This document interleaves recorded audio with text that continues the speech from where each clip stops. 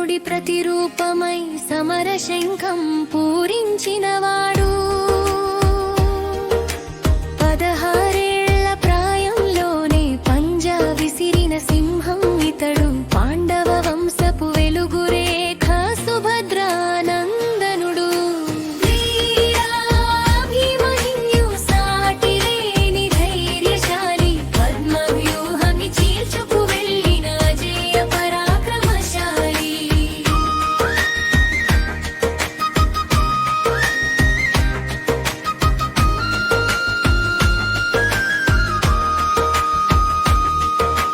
ద్రోణుడు పన్నిన వ్యూహమున ఒంటరి పోరుకు సిద్ధమయ్యాడు. కౌరవ సేనల గుండెల్లో మృత్యువులా తను నిలిచాడు.